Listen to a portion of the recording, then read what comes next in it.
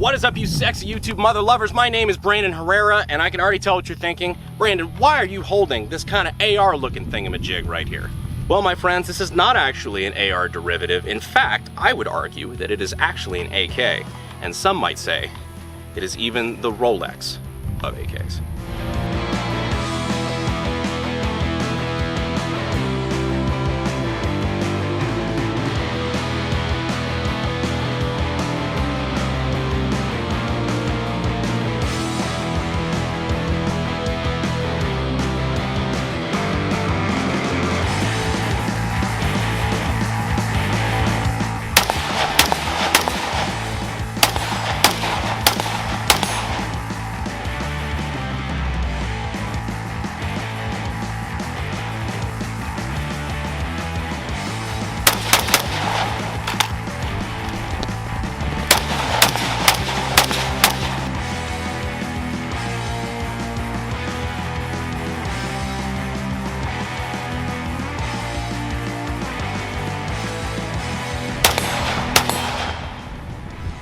Man, this thing really does not feel like an AK, but let me show you why it kind of is one. So first of all, what the hell is this? This gun right here is the SIG 556 SWAT. I assume it's called the 556 because it is in 556. We've got standard AR-15 556 magazines that we're using here. This one is an AC Unity. But giving its kind of modern combat rifle look, not really AK-ish, and in 556, what the hell makes this thing an AK? Well, when we rip it apart, I'm gonna tell you. I picked this bad boy up on Gunbroker a couple of weeks ago as part of my crippling Gunbroker addiction. But let's talk about the gun a little bit. So while I may have called this the Rolex of AKs, this is not the Rolex of optics. This is just a cheap SIG Romeo dot. It's just what came on the gun. As well as these mag pull, backup, iron sights, which I do not use. Does come with the squad rail though, and the angled foregrip did come with the gun when I bought it, which I actually do kind of like. It feels kind of natural. It points really good. Other than that, this is basically your bone stock SIG 556 SWAT. Speaking of stock, let's talk about that first. So we have our folding mechanism, which is just a button right here. This thing folds over and it attaches, or it locks right up front with this tab.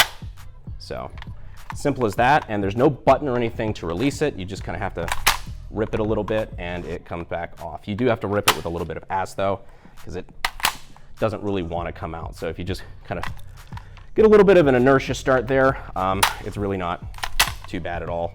But one of the advantages of having kind of an AK operation style is that you can actually fire this gun folded because you have no buffer tube. Typical AR-15, the bolt carrier group recoils into the stock, the buffer tube there. So it's kind of hard to fire it folded on the vast majority of AR type rifles. This does not have that problem.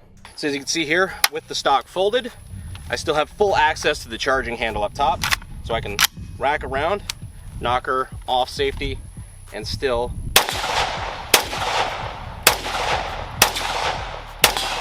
engage targets.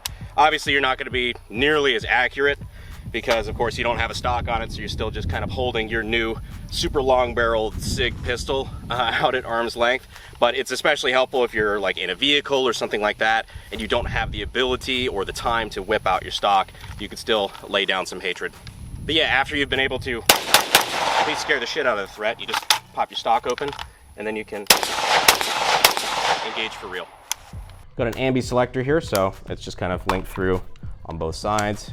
Not the traditional AK style safety, but let's go ahead and break into the gun a little bit. Because I bet you're thinking this still really doesn't look like an AK, and I agree with you, so let's go ahead and take it down. So we have our two takedown pins here, kind of like an AR. Again, really not helping my case here, am I? Got our upper and our lower. Let me go ahead and remove this pin up front. And now we have our two different halves of the gun. Fire control group here, nothing to write home about, fairly simple. Although, I will say, the trigger is probably one of the weirder triggers I've felt on a gun like this, because it has this little plunger behind it that is spring-loaded. And so it still feels super spongy and springy, kind of an assisted reset trigger almost. Not like you're thinking like the FRT or anything like that, but it's very hard to, I guess Garantham would say, you know, to ghost the trigger with me. You kind of get a solid wall here, and then you're fighting another spring that's pushing the trigger back forward. It's very odd. So now the takedown on this is kind of cool. So what we do here is we've got this lever, we pull this down, and we pull our charging handle out. And what that does is it separates the front of the piston, because this is a long stroke gas piston operated gun, just like an AK. It allows it to separate the piston from the bolt carrier group. So pull this out, and now we start to see why this is more of an AK. So this is your bolt carrier, or at least the rear part of it, detached from the piston. As you can see, striking similarities to the AK bolt carrier. Got your little carrier tail there on the rear. I mean, the general shape is pretty much all the same, even down to the cam groove. That sweet, sweet cam groove is basically identical. It even has the same auto lug trip on the back as well. Interesting. I'll have to make use of that later. Now on the bolt itself, again, these are pretty damn close to identical. There's a couple of changes. For one, the cam lug on the AKM bolt is on the actual head of the bolt itself, whereas this one has it a little further back. It's its own dedicated lug back here. It's kind of interesting. I'm not really sure why they did that, but it's kind of neat. But again, your locking lugs are pretty much in the same space. You got your lug there to the left and the bigger lug out to the right, same as the typical AKM style. So 2 opposing locking lugs. This does utilize a spring-loaded firing pin, which a lot of the kind of higher-end AKs do as well. And we have our AKM style extractor. It's the same picture. Now we're gonna get jiggy with it. As you'll notice, there's no hole in the back of this bolt carrier like there is on this one for the recoil spring. That's a little bit of an odd choice. Where's the recoil spring? Well, for that, we have to disassemble now the gas system. Woo! So our little gas plug comes out the front. This is where our adjustable gas is here. It's a little detent, kind of like the muzzle brake detent on an AKM, but this can rotate out, comes out the front, and now we have access to our piston. And wouldn't you know it, the recoil spring is on the piston itself. So now we get to actually assemble this as if it were an AK. And voila, now you can kind of see what I'm getting at. But while this is fully assembled and the round is fired, the gas hits this piston, of course, up front. It pushes this back, and this, which unlocks the bolt, but the recoil spring assembly bottoms out on something here around the front trunnion area. And this is what acts as the recoil spring instead of having the recoil spring in the rear. It's totally backwards, but still somehow the same mechanism. Why did SIG decide to do it this way? Okay, next question. To reassemble, we're just gonna plop this back down. Sit, stay. Put our gas plug back in. Put our bolt back in our carrier.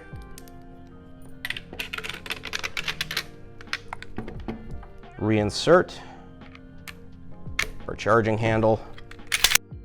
And our upper is now back to being fully assembled. Another really fucking cool thing that they did on this, again, I don't know why they did this. I really don't, but it's neat that they did. So now on a standard AK, there is a open slot here on the dust cover. This is where the charging handle rides. It basically just gets the material from the dust cover out of the way of the charging handle, but that's not a problem during operation. This does not really lead to any real problems. Some say that this is actually a really good way for dirt to get into the gun. When you have loose tolerances on an AK like this, not usually a problem unless you're doing anything ridiculous, but some people like the new AKV, I think it's the AKV 521 and the new series of Galils have like a spring-loaded cover here that basically when the charging handle isn't in the way, it is covering that little slot. On the Galils, it's on the other side, I believe, possibly on the 521 as well. And when the charging handle comes back, it just depresses that and pushes it down. And as soon as it's back out of the way, it springs back up to the top. The thought here is just to keep this kind of sealed from dirt and debris as much as possible. What the SIG 5.56 SWAT and this whole family of rifles does is they basically have fucking weather stripping riveted in to the receiver to block any dirt and debris, and the charging handle just kind of moves through that. It's super smooth, it's super weird, it's super extra. There's just so much about this gun that is just so fucking extra. It's not wrong. It's not, like I say, it's not weird because it's a very unique way of doing it, but it's just bougie. And with it being Swiss made, bougie, expensive, and just a lot of just above and beyond little details like that, that is why I think this thing could clearly, at least you could see where I'm coming from with it being considered the Rolex of AKs. Of course, now just to put this back together, you have a typical, of course, upper lower. Slide that in there. Awesome. And you are now good to go.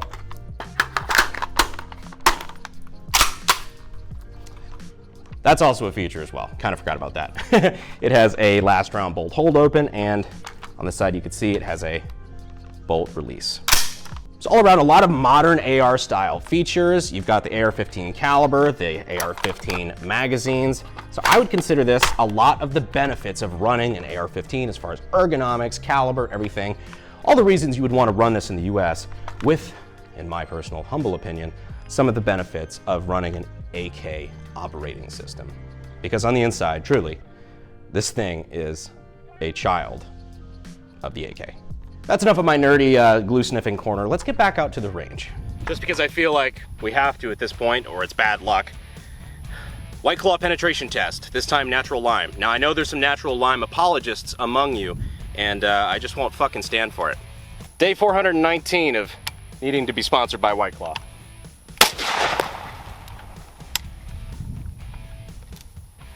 I may not like drinking natural lime, but it does smell good when you shoot it.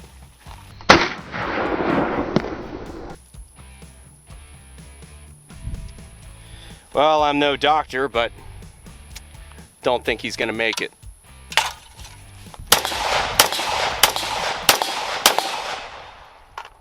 Keep your mouth shut when you chew. Although admittedly this thing looks a little different, I'm happy to welcome the SIG 556 into my collection and my reference library.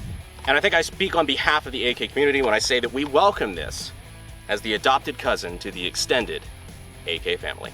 It also gives me the idea of doing an entire video on 556 AKs. With the Russian ammo ban kind of now just being accepted as a thing, a lot of people are looking to 556 as the answer to keeping the AK platform more relevant in the United States.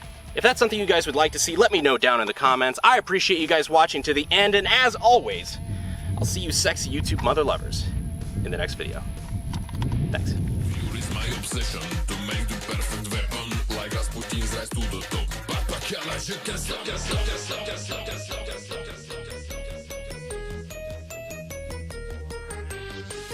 Day 400 and something of needing a sponsorship by White Claw.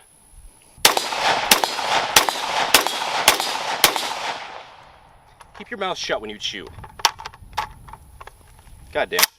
It goes up. Fuck!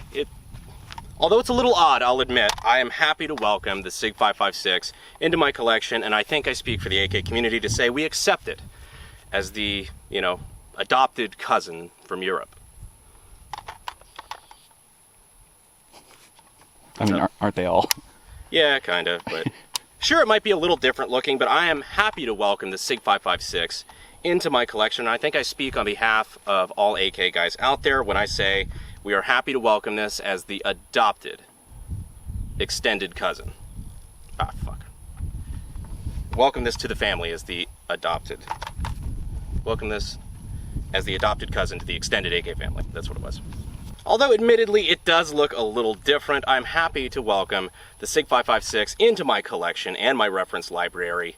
And I think I speak on behalf of the AK community when I say that we are happy to accept this as the as the adopted cousin. God damn it. If that's something you guys like to see, if that's something you guys would fuck.